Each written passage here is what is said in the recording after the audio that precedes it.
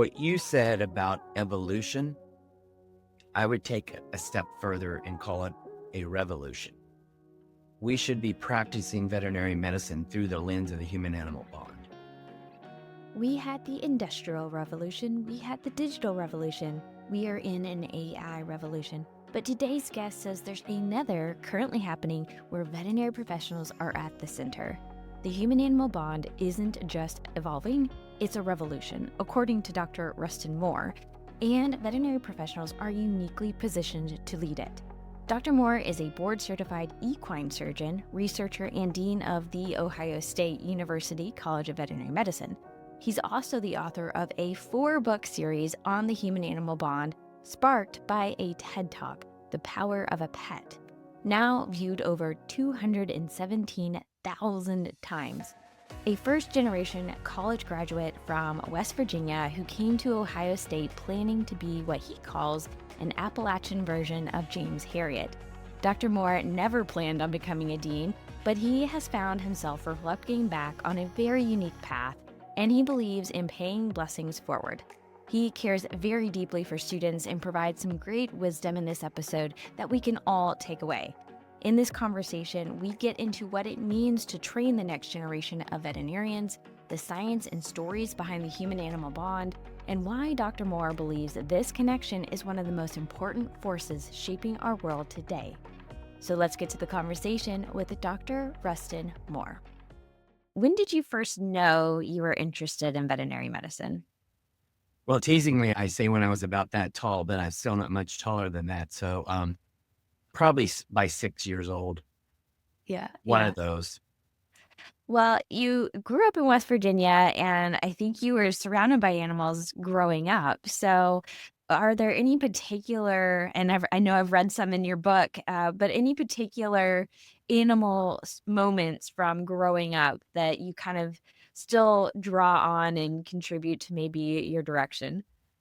Yeah, and having reflected on that as I prepared for the writing my books, I thought a lot about it. And, there's many, many, many memories, but I talk about one of my first cow and the calf that she had. Unfortunately, the calf died, but then we got a orphan calf and she accepted it, et cetera. So that sort of sticks out of my mind. And of course, I had many dogs, and at that time they were, outdoor dogs, and we lived by a major highway, and some of those got hit by a car and died. And I remember a cat that just, I won't go into it all, but ended up being a very prolific cat that my guess is she still has offspring whose offspring whose offspring are still on that hill in West Virginia where I grew up. Yeah, which is kind of a cool thought, right? That I also grew up in the country, and so a lot of my animal experiences are kind of like the circle of life. You learn a lot. Sure. And I wanna comment because that is one of the first stories in your book is your cow and that you connect with a calf. And I thought that was really smart of you as a child to think that like that. And so I just wanna commend you that you were already, I think, thinking like a veterinarian at a young age. Problem solver. Exactly. Yeah, absolutely. So, growing up in West Virginia, how did you decide on, like, your school path, where you would go to school and all of that, working towards getting to vet school? Yeah. So, in West Virginia, I am a first generation college graduate. However, I had some family that's not my direct lineage. And actually, I have a great uncle and a cousin actually 2 cousins who are veterinarians. And they all went to West Virginia University for their undergrad. So it was pretty much a done. I mean, if I was going to go to veterinary school, I was going to be going to West Virginia University. And that was a great experience, great mentors, great teachers. I still keep in touch with them. And in fact, in book 2, one of them is in it. So it was pretty much if I was going to go to veterinary school, that's where I was going to go. I went there. And again, that prepared me well to then apply to veterinary school. And then I was accepted here at Ohio State and the University of Georgia, and made a decision to come here, mostly because of proximity and the history of 2 of those 3 family members who are veterinarians who went here. Okay. Is there like a tie? Because I've heard a couple of conversations where West Virginia and Ohio, like there's some small world moments. Is there a tie there at all or just coincidence? Well, back then, and for 53 years, there was a contract between the Okay. state of West Virginia and Ohio State College of Veterinary Medicine. And typically, the contract was for 5 seats per year. And so we no longer have that contract. We don't have any contracts, but we still have West Virginia students who apply and get in. And of course, the only thing that separates the two states is the Ohio River. So we're pretty close. Yeah, yeah, that makes sense. Well, you mentioned growing up that you were surrounded by all sorts of animals, dogs, cats, cows, horses. What was your thought about you personally becoming a veterinarian? Did that change at all through vet school? So as I tell people now, what I really wanted to be, because that's all I ever knew, was what I now refer to as an Appalachian version of James Harriet, which is basically a country doctor. And that's all I ever knew. I'm sure I would have enjoyed that. And that's what I planned to do when I came here. A lot of people say, "Did you always know you wanted to be a dean?" I'm like, I didn't even know what a dean was. So no, that was not in my path. But, it's really as I came to school and you were introduced to different disciplines, topics, professors, et cetera, my mind changed regularly about what I wanted to do. And actually, I left here thinking I wanted to do an internal medicine residency in large animal or equine. And I went to the University of Georgia for an internship and ended up coming back to Ohio State wanting to do equine surgery, not medicine. And I know that the reason is the people that influenced me at the University of Georgia. The internal medicine faculty were great. The surgeons were doing this interesting research and I got involved. And next thing they're my role model. So I think in veterinary medicine in general, I think a lot of times people's minds change based upon personalities of people and also how their passion for what they do. And so I think that's sort of what led me at least into academia. I never planned on doing a PhD, but after going to Georgia, I actually came back here to do my surgery residency and simultaneously was enrolled in a PhD program, which then took me along an academic career to LSU and then back here in administration. So, every crossroads or T or Y in the road, my career has almost just fallen in place. I haven't actually made a decision to do this or that. It's just some opportunity arises and I look into it and I either decide or I don't to do it or not do it. So I feel blessed. Yes. I think there's both we are doing the work, but because we're doing the work, the opportunities come our way. So there's a little bit of both when it comes to luck, I think.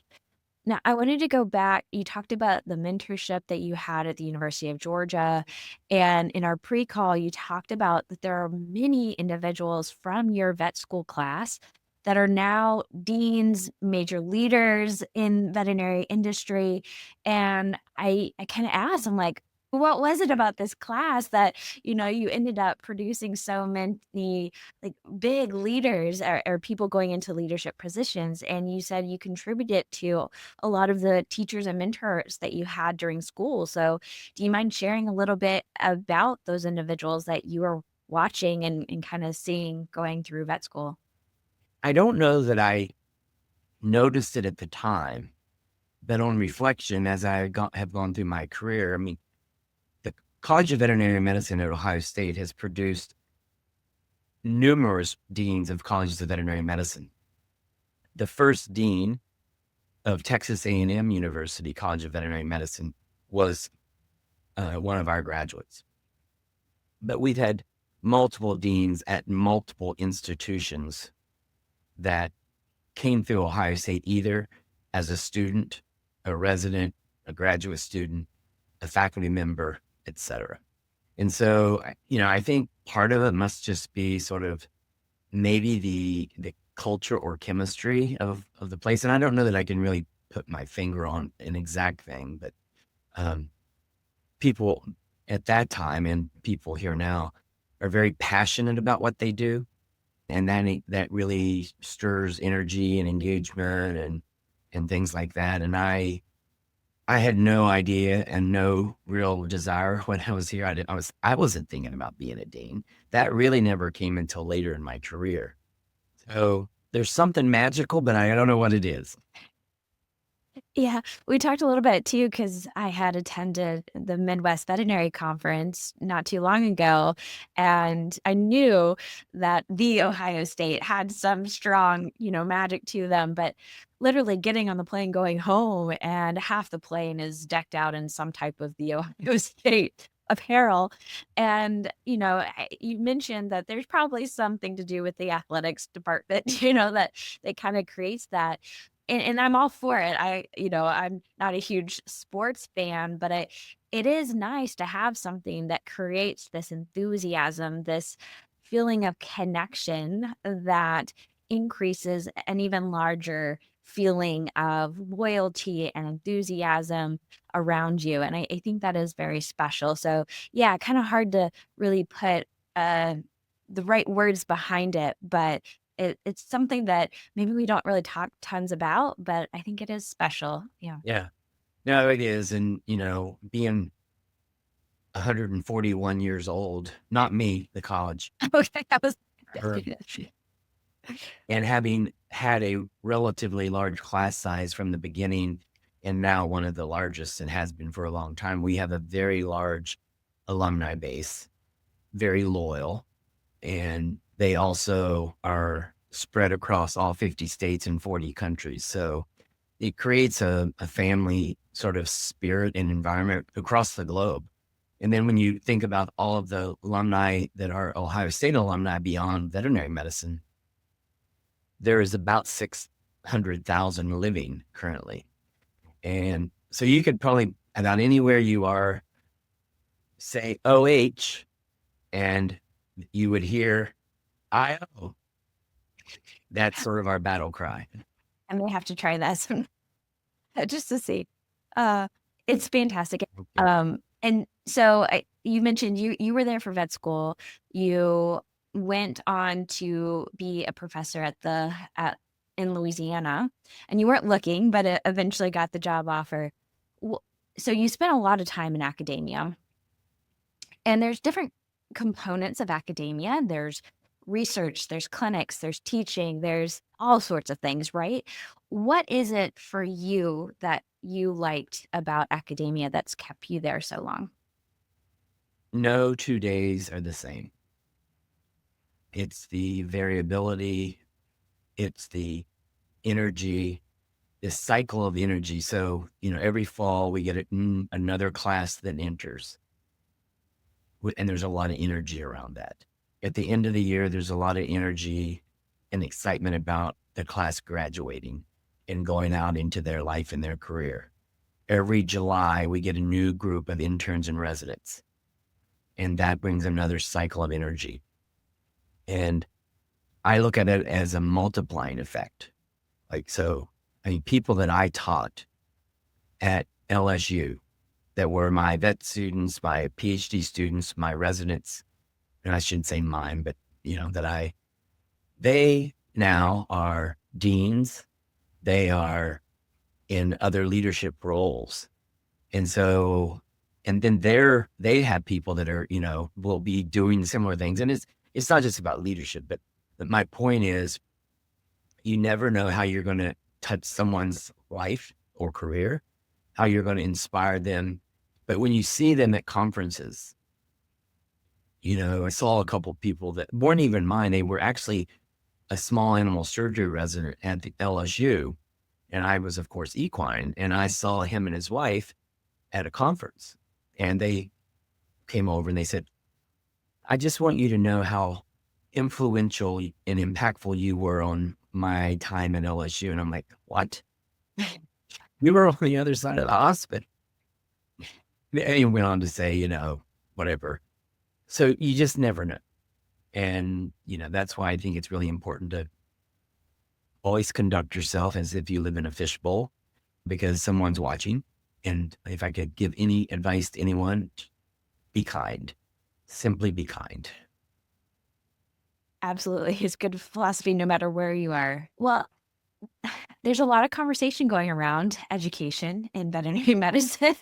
Not to put you on the spot with controversial things, but in your perspective, in your world, what are you seeing when it comes to education evolution, and what are you specifically focusing in on to best support students, but also seeing them as, the generation of veterinary medicine? What are your thoughts around that? Well, there's a lot of things that have been going on and are going on. And what I always try to do is think through what those are, seek information, advice, etc., from members of my team or other people here, including faculty and staff and students and alumni. So what we've done, and I'm here at Ohio State, and I'm not saying this is the only way to do it. Please don't think that. But we evaluated our curriculum and really what we wanted in terms of a product, in terms of a graduate. Our graduates have always been highly sought after. But we sort of have this motto or ambition, and it's to be the model comprehensive college of veterinary medicine in the world. It doesn't mean number one, it means the model. And it's really a goal, but we never get there because it's constant reflection and improvement, and then reflection and improvement. So in terms of an education, what we wanted in terms of a model graduate is really someone who is more competent, more confident, and more career ready on day one, even though we have great graduates. And so we actually implemented a competency-based curriculum based on the CBVE framework of the American Association of Veterinary Medical Colleges. And there's 9 domains. I won't go into all that, but that was implemented in the middle of a pandemic. So we're graduating our first class in that new curriculum this May. And just seeing how it's changed people in terms of confidence and competence, and also I think in joy, because they're not sitting in a classroom 6 or 8 hours a day looking at a screen. They're in the clinical and professional skill center every week doing hands-on skills. They're also in there doing communication training in scenarios with trained actors. They're doing shadowing during their first 3 years in our veterinary spectrum of care clinic, et cetera. And so I think they're constantly reminded of why they're there, as opposed to before that, I would hear students say, really starting as much as the end of the first semester, I'm really not sure this is what I want to do because I'm sitting in a classroom, And so I think having that contact with animals and also doing as well as learning by sitting and listening is really important. So that's one thing. We've also had a large focus on spectrum of care. And I think that's really important for a variety of reasons. That's embedded completely within our curriculum. And that idea is, and I'm sure is just the idea that when a student graduates, they feel capable to deliver some broad array of medically acceptable options and meet the client and the patient where they are. There's a lot of factors that felt in that. It's everything from social, economics, demographics, but also really what the client wants out of a particular animal. If they have an agility dog and they also have a couch potato dog and they both tear their cranial cruciate ligament, they don't both need the same procedure. And so it's really about giving them the confidence to offer those things and then do them, rather than saying, well, if you're not willing to go here as a referral, then there's nothing I can do. I think that helps in terms of address compassion fatigue, that you're actually able to help people. And you need to be profitable, so you're not giving away things, but you might do a $500 procedure that works just as well for whatever the client needs for that particular animal. versus a $5,000 one that might take it back to athletics or whatever. And so I think it's really important. And that's why communication training is so critical. And that's why it's so prominent in our curriculum. I think the other thing is really about how do we balance all of this stuff and make sure these students, these young professionals are able to maintain some sense of balance, because we have emotional and mental health issues just like many others. And we need to make sure that they have time to get enough sleep, they can eat, they can do all those things. And so some of that stuff is actually built into our curriculum, life skills. The other thing is trying to make sure we can minimize the amount of debt students have by controlling tuition costs, but also by offering scholarships. So here in the last 10 years, we've gone from giving a total of $370,000 of philanthropically derived scholarships to this current year, this upcoming year, 4.3 million. So that transforms lives. It transforms careers. If you get a scholarship for 10,000, 20,000, 35,000, whatever they might be, every scholarship is important. But when you start getting those type of scholarships, that transforms their lives, because it gives them options of what they might want to do that they might not otherwise have been able to afford. So from mental health counselors to financial advisors to having a community cupboard where students can come in and get essential foods or personal hygiene or other supplies with no questions asked, also decreases stress. And the reason we did that, I learned that we had food insecure students, and that as many as 15% of our student body at times is food insecure. Wow. That's not okay with me. So even though the university has their own food banks, et cetera, and there's many around the city, we wanted to make it convenient for students to get, and it's not a grocery store, it's essential products. A lot of what you described is a human component of everything from understanding how to bring the pet owner into the scenario and not just looking at the anatomy of animals, which, for reflecting back to vet school, a lot of it is like looking at anatomy of animals. There's so much that goes into what we do as veterinarians, which is special. It's also really challenging to build it all into a curriculum. So it's very impressive of all of the components that you've thought about and are building in, everything from taking care of them individually, but also thinking about the larger picture that comes with veterinary medicine beyond the animal, which is also very important to know, but being able to have critical thinking, empathy, listening, all of those things that come into it that help with communication, et cetera. Yeah, one of the things that at touch points in as a class comes through, we have these things called Why Ohio State, and it's actually for admitted students before they have to make a decision about where they're going. We had one a couple of weeks ago. We have one coming up next week.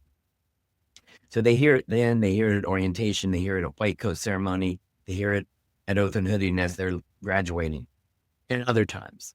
They hear at least the following things. You earned this spot. You belong here.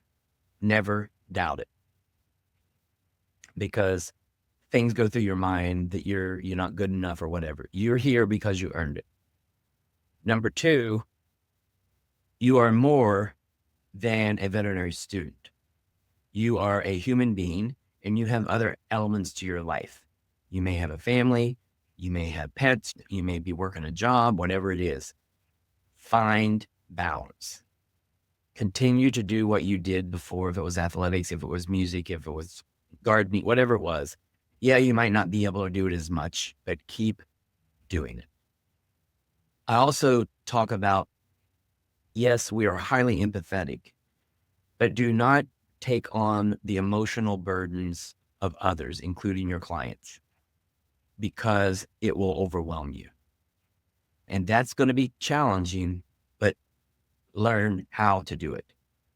you're forming habits in veterinary school, and particularly when you get into clinics, make one of your habits taking care of yourself in that chaos of clinic life or as a veterinarian.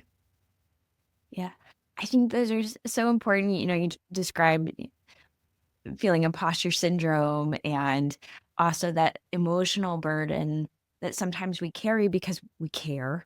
And that's it's not a bad thing to care, but it's also good to know your limit and where you've done your best and go on to the next thing. All wonderful pieces of advice that is going to be important for them for every day of their life going off into veterinary medicine.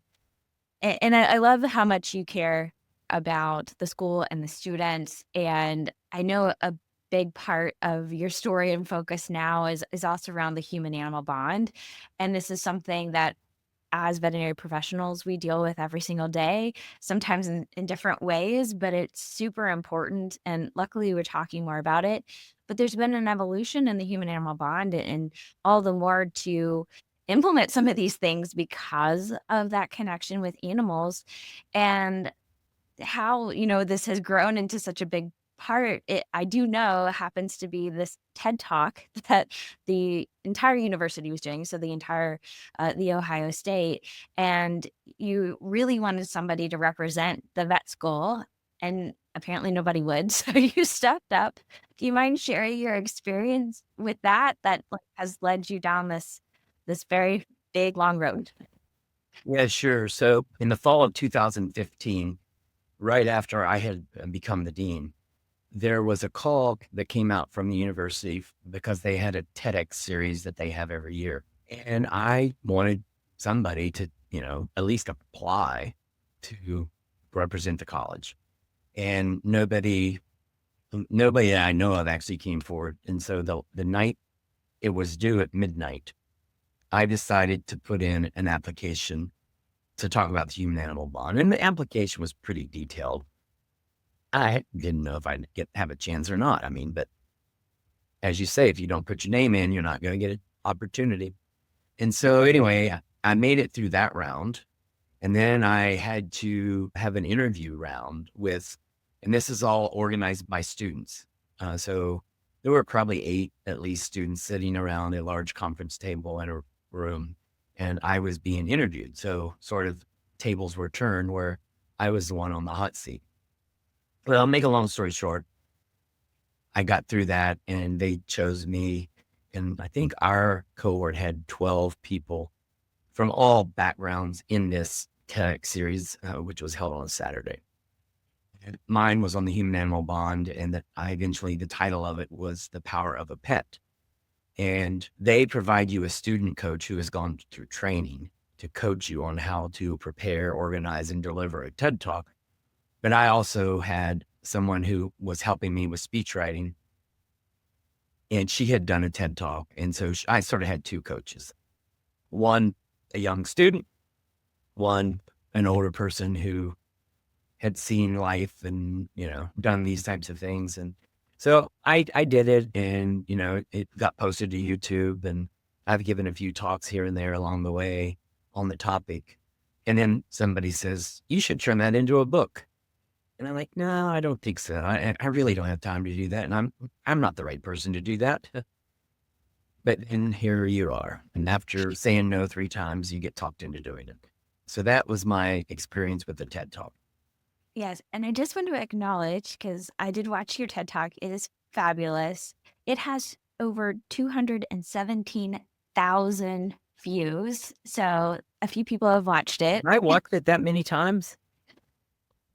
It's definitely not just you, because, you know what they say about reading comments, but this one might actually be worth reading the comments because they're all amazing, and it just further shows the power of the pet about the human animal bond, because people are commenting about their experience with an animal, or there were some really good ones, like one said every TED Talk speaker should first be asked about their personal pets. Like, they're just the coolest comments. And so I did not read them all, but so many comments. but they're all good and just reinforces what you were speaking about and how this touches so many people. And I think that's also a special thing that I appreciate about the human animal bond. I love watching people have joy and people from all walks of life have a certain type of joy in a connection with an animal. And it's not just pets, which I'm glad that you go beyond pets too in your book, because there's some situations where people can't have pets. And that is, I think, what is so neat. And again, just like seeing all those comments just reinforces that what you're saying is absolutely true. And there is something, back to using the word magical, sorry, I keep coming there, really to it. Yeah. Yeah. So, like I said, I watched the TED Talk and it's just the kind of starting point for your book. So, the first book is The Human Animal Bond. I should read it, Harnessing the Power of the Human Animal Interaction. Your second one that you did mention earlier is also an interesting question that after reading this one, I was like, I have all these other questions about like things that get in the way. So, not to be negative, but like those are important to talk about as well. But before I get to that, I love the stories, and again, I think that is where you start to see really the example of what we're talking about, and your TED Talk was full of different stories, everything from personal. You gave the example of the horse that was rescued during, I think it was Hurricane Katrina. You amputated her leg, and now she inspires so many different people. And then, of course, the animals that have and are currently in your life, like your miniature schnauzers. So you did a lot of research for your books. I listened to one podcast and you said you had over 70 interviews, and I'm sure it's like at least doubled by I don't know how many Pretty you've lost close. count. Pretty close.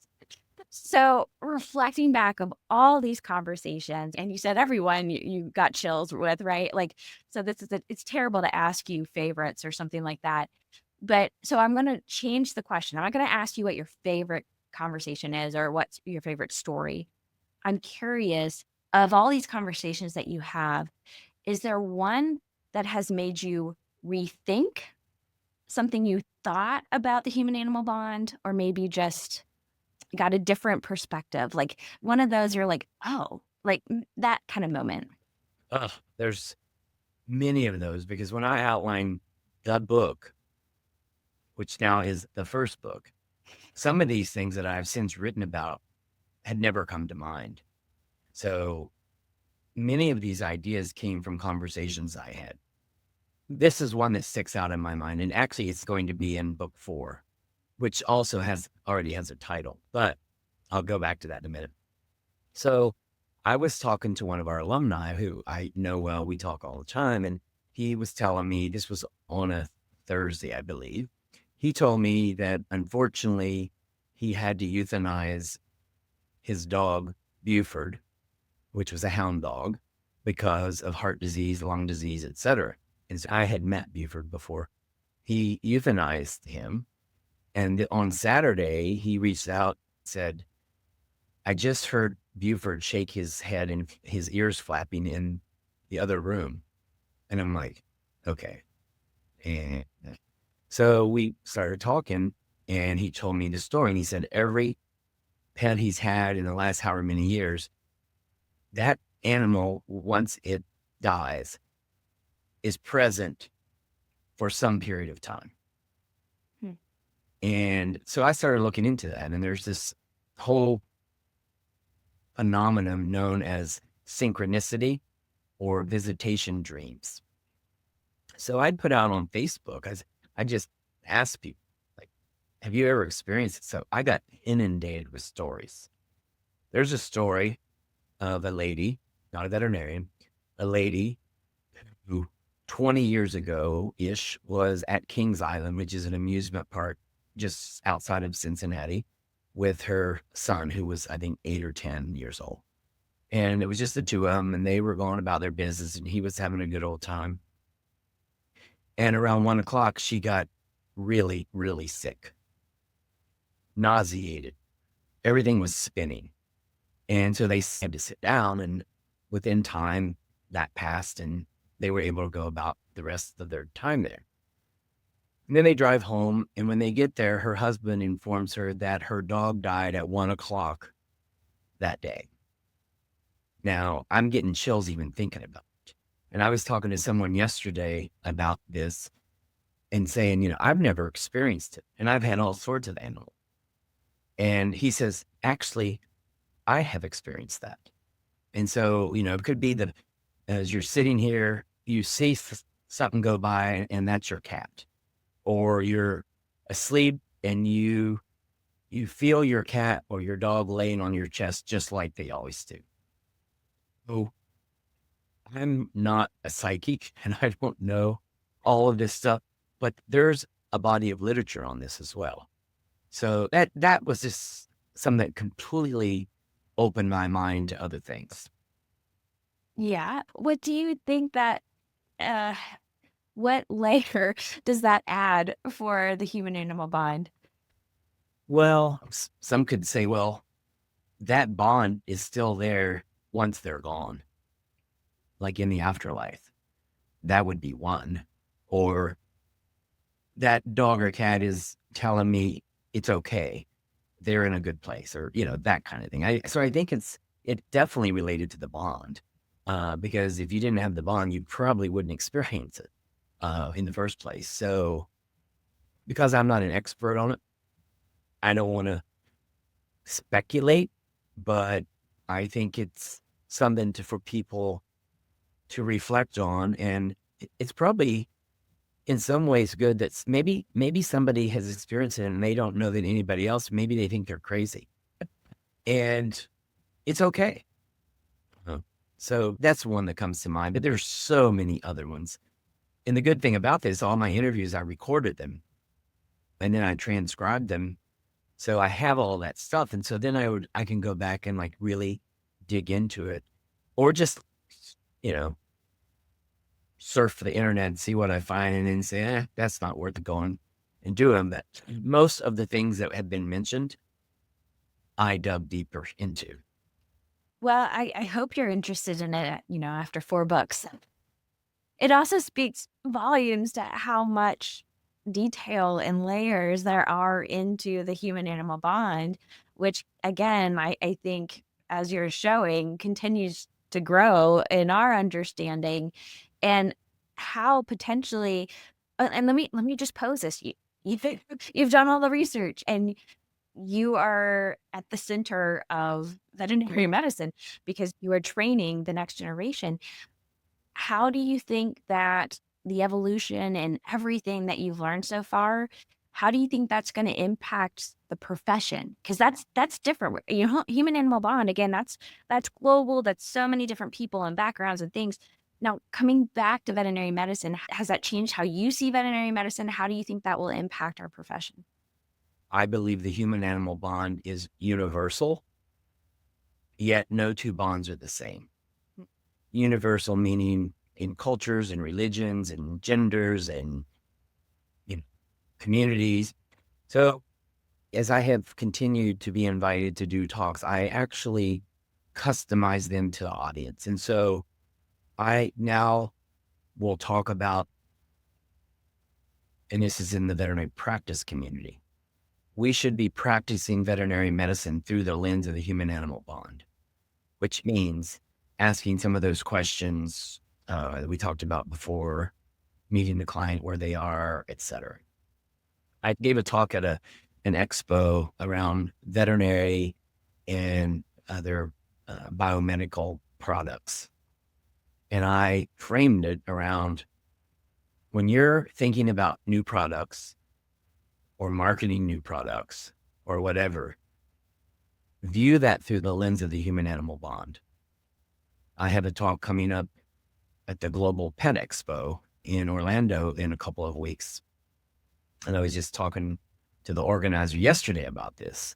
And, same sort of scenario. But what you said about evolution, I would take a step further and call it a revolution.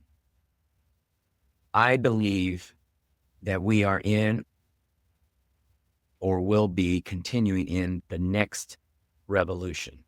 We had the industrial revolution. We have the digital revolution. We have all these things. I believe we're going to see the human animal bond driving, and we already see it, driving change in pet friendly, pet inclusive housing, amenities, eateries, hospitals. To me, it's something that almost everybody needs to be aware of. Whether you're in a business, is your business going to be pet friendly? Whether you're an attorney and things around a policy or law, whether it's in the health sciences and how we know based on all the research that's done and all the work that Habry does, how it positively impacts the health and well-being of people, physically, mentally, emotionally, etc. So I believe the human animal bond is a revolution. And I'm not even going to call it a pet revolution because it's broader than pets.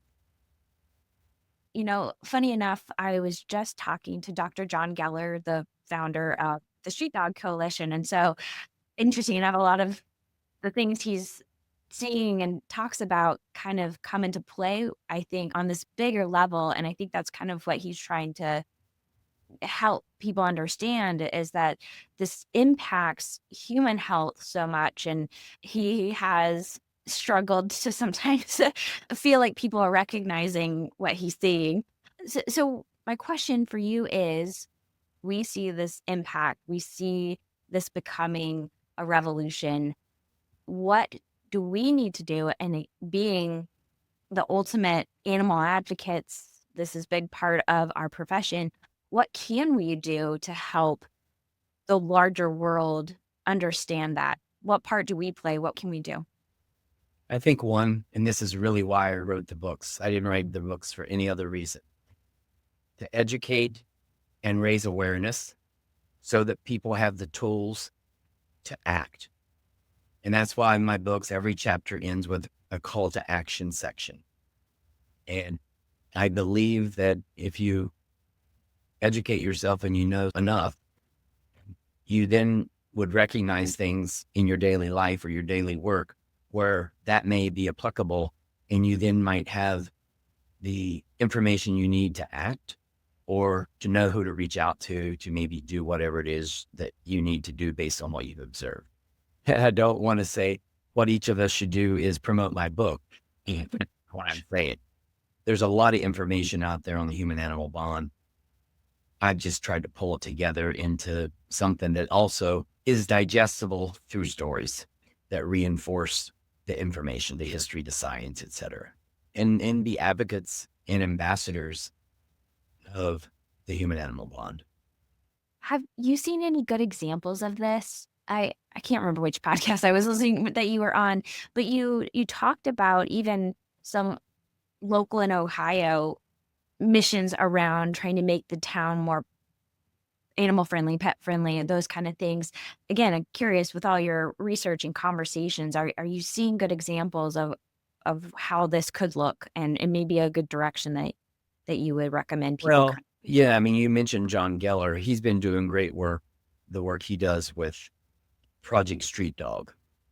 And then there's Quan Stewart, who both of them I admire immensely. And they're in my books. And actually, Quan wrote the foreword for a second book, Unlocking the Bond. They do great work. There's a One Health clinic in Seattle where you basically are providing care to the family as well as to, well, the human family as well as the animal part of the family. People will do for their pet before what they'll do for themselves.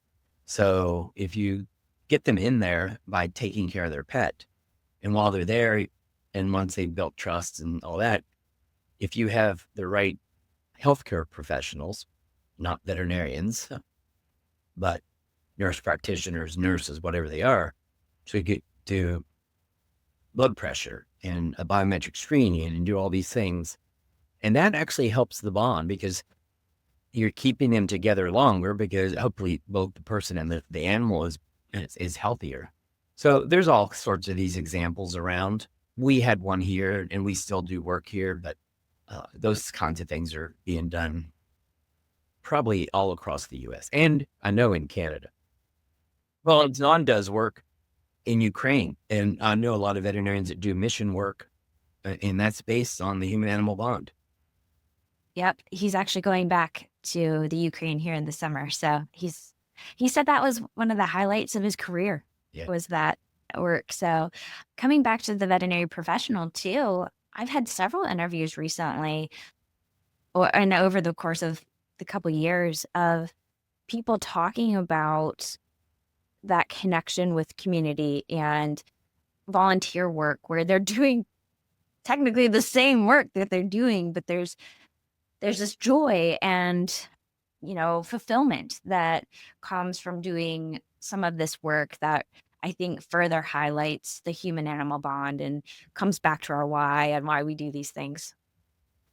Yeah, so I agree. And I actually was communicating with John earlier this week, and he was telling me about the work.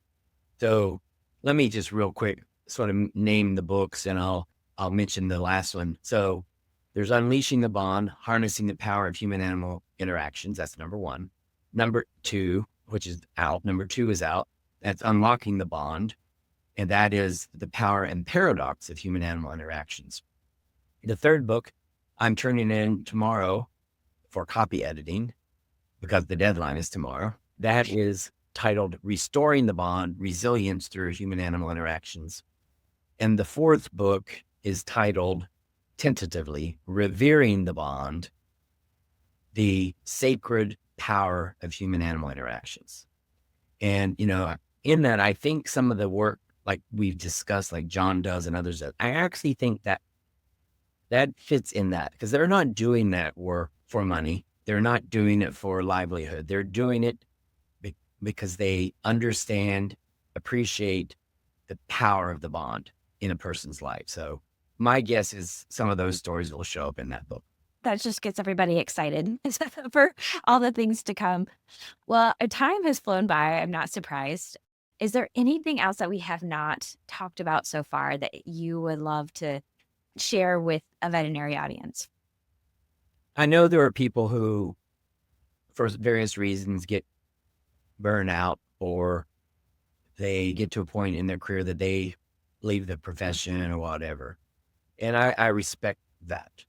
I just want to say that in my view, the veterinary profession is the best career for those people who want to do that. There's nothing about my career I would change. And I don't think I'm being Pollyannish about that. There's so many things you can do with a veterinary degree. That would be one thing. I would also say lean into the human animal bond in all you do, and not just as a veterinarian. Maybe when you're walking in the neighborhood. I know I meet neighbors that I wouldn't meet because I have a dog with me or they have a dog with them. That would be one. I would also ask people to just make it a habit in their life every day to be kind. Being kind costs nothing. And you will benefit from it. And anyone that watches or sees you being kind will benefit from it. There is science behind that. And it almost impacts people like the human animal bond because of dopamine release, oxytocin release, serotonin release, etc. So be kind and live your life and your work through the human animal bond. Yes, I constantly say it's so fun to be in this profession working around anything that has something to do with animals because I think animals make us better humans. So they help us be kinder. And Temple Grandin has a book, very similar title to that. And Temple did the foreword for my first book. And Temple Grandin and Marty Becker co-wrote the foreword for book 3. Both great examples of how animals have impacted their careers and lives entirely. So the question that I love to end on is, what is something you are most grateful for? Well, I'm most grateful for my family. And that goes back to when I was a kid because I wouldn't be here if it weren't for them. We were from I would say, a lower middle class family. But my parents, who didn't go to college, made sure all three of us, I had 2 brothers, went to college and that we came out of college with no debt. I appreciate the family I have now, including my partner and my 3 dogs, Teddy, Travis, and Tucker. I'm grateful of my career and what people saw in me and gave me the opportunities all along the way. I've had great mentors and role models, and I'm grateful for the opportunity to hopefully pay forward, as Woody Hayes often said, not pay back, but pay forward by helping other people, whether it's veterinary students, new faculty, alumni, clients, whoever it is. That's what I'm grateful for. Lean into the human animal bond in everything you do and make kindness a daily habit. The science says it changes you and everyone around you. If you want to go deeper, all the links to Dr. Moore's books and his TED Talk, The Power of a Pet, are all in the show notes. I highly recommend starting there. And for a summary of the key takeaways from this conversation and ways to apply them to your own life and career, head over to the Sprinkle of Wisdom Substack for the podcast club guide for this episode. Link is also in the show notes. If this conversation resonates with you, please subscribe and share it with someone who you believe needs to hear it. And until next time, keep reimagining what's possible in veterinary life.